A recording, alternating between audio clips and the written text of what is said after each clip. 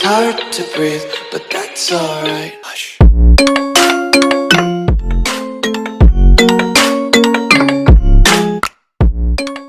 Hello everyone, last lecture में access के हमने टेबल बनाना देखा था। टेबल कैसे बनाई जाती है और उसमें क्या क्या डेटा टाइप दिए जाते हैं डिजाइन व्यू में जाकर। यहाँ पर आप बहुत सारे डेटा टाइप डिसाइड कर सकते हैं। इसमें से हमने कुछ एक लेकर हमारी टेबल को डिजाइन करा था। इसमें हमको एक मेन चीज देखनी थी, प्राइमरी की, जो कि यहाँ पर रोल नंबर में दी गई है। प्राइमरी की का बहुत सीधा सा मतलब है कि जो प्राइमरी की वाला आपका कॉलम होगा, जो भी प्राइमरी की वाली आपकी फील्ड होगी, वो हमेशा यूनिक रहेगी। प्राइमरी की का एक काम है कि वो कभी भी डेटा को एक यूनिक तरीके से रिप्रेजेंट करता है। मतलब आपको यहाँ पर कुछ ऐसी वैल्यू लेनी है प्राइमरी की के सामने जो यूनिक हो और अपने डेटा को रिप्रेजेंट करती हो। जैसे रोल नंबर हमेशा यूनिक रहता है और उस यूनिक वैल्यू के द्वारा हम डेटा को सर्च कर सकें। ये वैल्यू, प्राइमरी की वाली वैल्यू कभी भी रिपीट नहीं होती है, क्योंकि वो ही डेटा को सर्च करने के लिए मेन चीज यूज में आती है। तो नेक्स्ट आता है अब हमारा डेटा शीट व्यू में आगे के ऑप्शन होम के। कट कॉपी पेस्ट बहुत सिंपल सा है।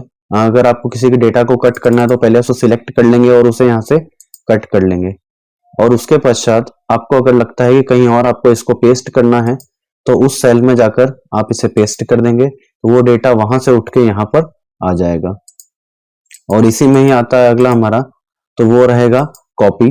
कॉपी के लिए हम क्या करेंगे, तो जो भी हमारा डेटा सिलेक्टेड है इसे हम करेंगे कॉपी, और कहीं और जाकर हमें पेस्ट करना है तो हम उसे पेस्ट भी करवा सकते हैं।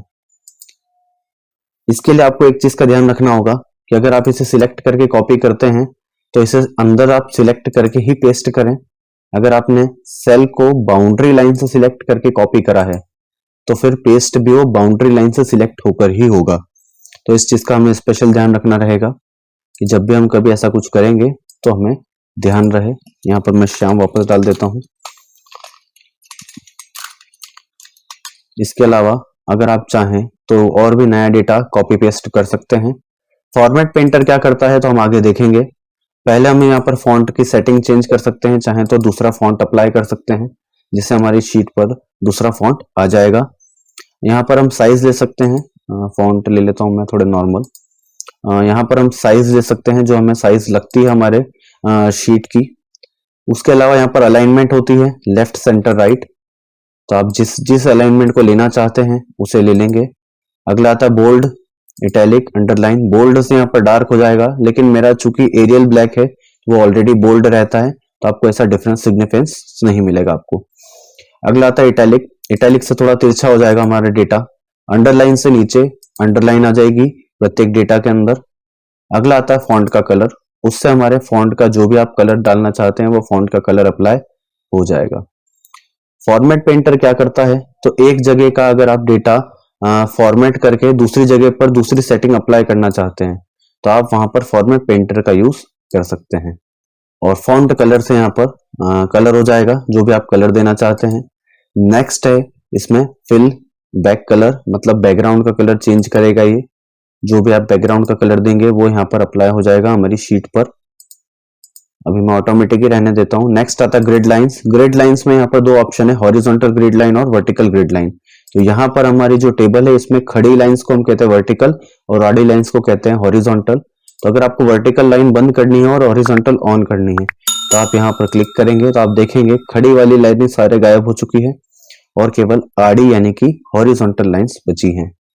वर्टिकल में इसका उल्टा होगा, आप केवल खड़ी लाइनें छोड़ेंगे और आड़ी वाली सारी हटा देंगे, और नन में सारी लाइंस हट जाएगी जैसा आप चाहते हैं। ग्रिड लाइन बोथ रहने दूंगा मैं, क्योंकि उसका सबसे अच्छा एक तरह से फॉर्मेट दिखता है ताकि हमें दोनों लाइनें विजिबल हो। नेक्स्ट आता है हमारा अल्टरनेट फिल बैक कलर। तो अल्टरनेट फिल बैक कलर क्या करेगा, तो यहाँ से जो आप कलर लेंगे वो एक डेटा छोड़कर वाला कलर अप्लाई कर देगा। यहाँ पर अल्टरनेट हमारी जो रो है उनमें कलर अप्लाई हो चुके हैं। मैंने रेड कलर लिया था, तो आप चाहें तो थोड़ा डिम कलर ले सकते हैं जिससे डेटा अच्छे से दिखे भी सही और आपका कलर भी अप्लाई हो जाए। नेक्स्ट आता है आपका रिच टेक्स्ट। रिच टेक्स्ट के बारे में आपको एक बात ध्यान से पता करनी है कि ये वैसे तो बंद रहते हैं, लेकिन आपको इसे ऑन करना पड़ेगा पर्टिकुलर स्वयं के लिए। तो रिच टेक्स्ट के लिए को ऑन करने के लिए पहले आपको एक नई फील्ड बनानी होगी। तो नई फील्ड बनाने के लिए हम जाएंगे डिजाइन व्यू में। यहाँ पर मान लीजिए एक फील्ड में लेता हूँ बायो नाम की। बायो मीन्स मेरे अपने बारे में थोड़ी इन्फॉर्मेशन देना चाहता हूँ, या फिर जो भी यूजर है मेरा उसके टेबल के अंदर उसमें मैं कोई इन्फॉर्मेशन देना चाहता हूँ। तो बायो में जाकर हम यहाँ पर सबसे पहले लेंगे मेमो।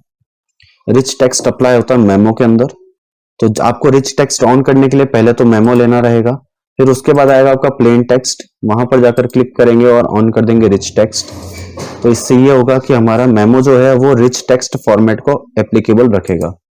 डेटा शीट व्यू में जाएंगे वापस और यहाँ पर बायो में हम क्लिक करेंगे तो हमारे रिच टेक्स्ट के ऑप्शन जो हैं वो खुल चुके हैं, जो कि पहले बंद आ रहे थे। तो यहाँ पर अगर आप कुछ भी लिखना चाहते हैं, सपोज मैंने लिख दिया my name is ABC and this is a test of rich text. तो यहाँ पर आप देखेंगे तो मेमो में वो चीज लिखी जा चुकी है और हम अलग अलग ऑप्शन यहाँ पर अप्लाई करके देख सकते हैं। उसके लिए आपको थोड़ी रो की हाइट बड़ी करना होगी ताकि आपको मैटर थोड़ा दिख जाए ज्यादा। अब यहाँ पर आप कुछ भी अप्लाई करेंगे, जैसे मान लीजिए यहाँ पर इंडेंट अप्लाई करना है तो हम इंडेंट भी ले सकते हैं और इसमें हमारा मैटर इंडेंट के यानी कि मार्जिन के साथ में साइड में मूव हो जाएगा। और यहाँ पर आप अलाइनमेंट भी सेट कर सकते हैं, राइट टू लेफ्ट या लेफ्ट टू राइट, किस तरफ से आपका मैटर लिखाएगा। और इसके अलावा अगर आपको और भी ऑप्शन लेना है, जैसे यहाँ पर दे रखा है नंबरिंग, तो अगर आपने इसी बॉक्स के अंदर 2 पॉइंट दे रखे हैं तो दोनों नंबरिंग का यूज यही करेंगे कि अगर आप चाहें तो इसी बॉक्स के अंदर नंबरिंग देकर चीजों को यूज करवा सकते हैं। जैसे ये रहा हमारा बुलेट्स वाला ऑप्शन और ये रहा नंबरिंग वाला।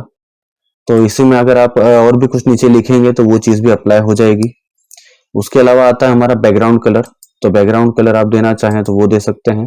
तो जो भी हम सिलेक्ट करेंगे टेक्स्ट यहाँ से, उसका बैकग्राउंड कलर या हाईलाइट कलर अप्लाई हो जाएगा। अभी मैंने येलो करा था तो ये वाला कलर आ चुका है। तो ये था आपका रिच टेक्स्ट तक। रिच टेक्स्ट के बाद हम नेक्स्ट देखेंगे रिफ्रेश के बाद में आगे के ऑप्शंस। तो आई होप आपको ये सब समझ में आया होगा, ज्यादा टफ ऑप्शंस नहीं है। तो हम जो भी रहेगा उसके आगे इजीली वे में देख लेंगे। बहुत काम के ऑप्शन रहेंगे आपके, रिकॉर्ड्स वाला ऑप्शन और sort and filter most important है होम के अंदर।